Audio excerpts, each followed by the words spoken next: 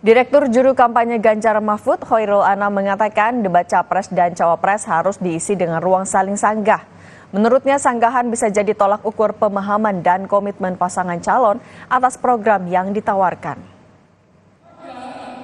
Khoirul Anam menilai saling sanggah dalam debat dapat menunjukkan kemampuan para Capres-Cawapres mempertahankan gagasan dan rencananya untuk Indonesia ke depan. Anam menyebut dari perdebatan itu nantinya publik akan menilai komitmen dan penguasaan materi dari tiap pasangan Capres dan Cawapres terhadap visi, misi, dan program-program yang ditawarkan.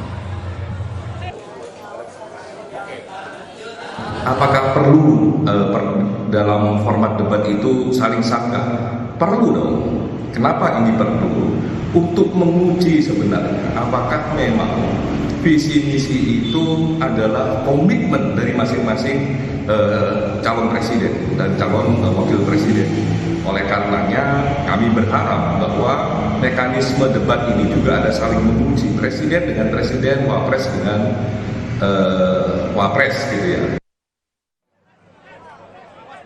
Juru bicara Tim Nasional Anies Muhaimin, Usama Abdul Aziz juga menginginkan ada sesi saling sanggah antar paslon dalam debat. Pihaknya pun berharap durasi untuk saling sanggah tak dikurangi dan dapat diberikan cukup, sehingga publik bisa mengetahui dan memahami gagasan dari para Capres-Cawapres. Kalau soal waktu, kami memang sangat berharap untuk bisa diberikan waktu yang cukup untuk bisa saling sanggah. Jangan sampai nanti ternyata saling sanggahnya bisa cuma sekali atau cuma beberapa segmen gitu ya. Nah itu yang kami inginkan untuk bisa diberikan waktu yang cukup.